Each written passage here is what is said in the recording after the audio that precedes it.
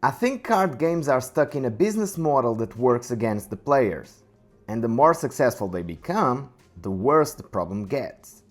Want to build a deck? Cards cost hundreds. Want to try another strategy? Buy another deck. New set releases? Sold out. Popular? Sculpt. Not popular. Game dies. Popular? Game dies as well. Powerful staples? Price doubles. Miss an expansion? Good luck catching up. None of these problems have anything to do with the game design itself, but players experience them as game problems. What about making a card game that is not based on a predatory business model? A game that basically has the philosophy game first, always. Hey everyone, I'm Andre, I'm the creator of Kravestorm, a card game that I've been working for more than a year now, and as the project matured to the point that I feel that the game is kind of ready, I had to start thinking a lot about the business model, what I wanted to do with this game, etc. Since the beginning I was working on a TCG, that was the core idea of this hobby, of this project, but quickly I shifted my perception and I realized that that was not the path that I wanted to follow for Kravestorm. So I learned about living card games. I started calling Kravestorm as an expandable card game, and the idea was to create the core set initially and always make available for players all the same pieces of the game.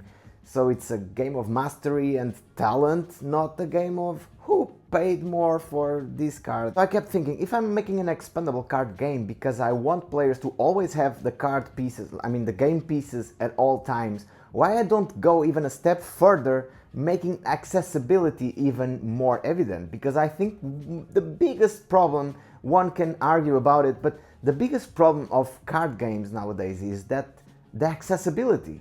They are either expensive, unavailable, you have to order from a different country, then you have customs and fees, it has delays. Even if you back a crowdfunding campaign, you are going to wait probably a year, sometimes more than that, for the game to get to your home. Why not making a game, a card game, a strategic card game, pretty much like the biggest names that you know, Magic the Gathering, Yu-Gi-Oh, Pokémon, One Piece, Flesh and Blood, whatever, but making it 100% print and play.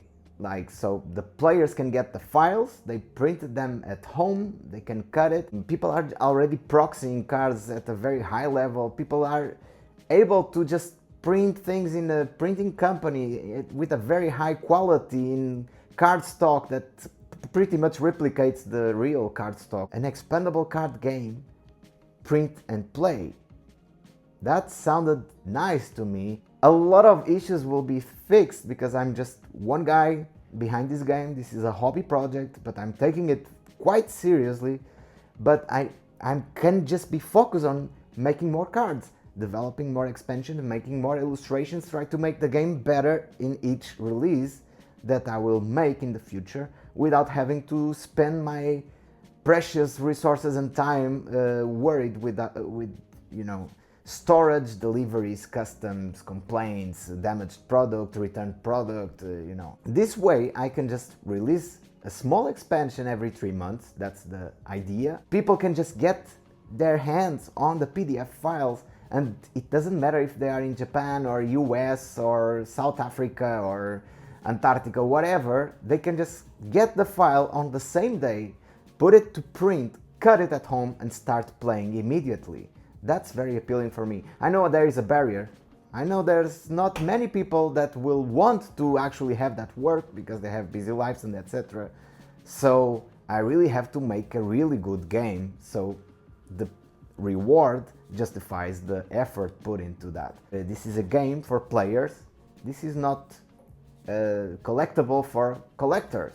That's the idea. Because especially at an indie level, indie card game developing level, the biggest concern from the consumers, from the players, is the sustainability of the project. And we've seen so many projects failing because they were too ambitious and they just couldn't handle and keep up with the actual tasks and struggles of maintaining that business alive. So I think this also eliminates that problem. You don't have to be afraid that you will not get the next set delivery because it's just a guy sending cards or whatever.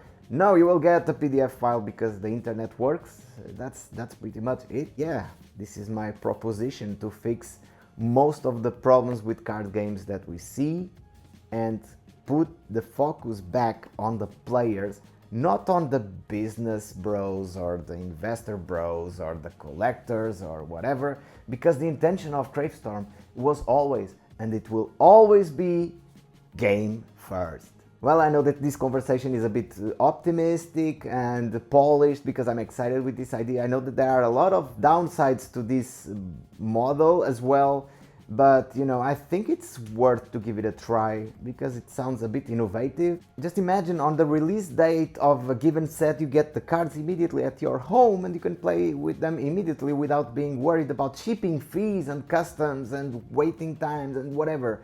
You know, it's great, and you can also optimize the level of printing you want for your game.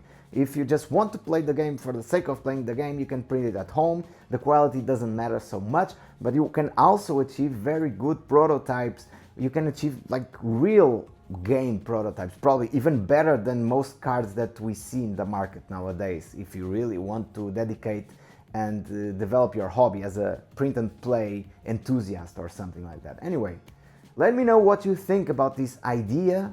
What are the pros? What are the cons? What do you think in general about this idea? And yeah, if you want to follow this journey, subscribe this channel and you can watch the previous videos. See you on the next one.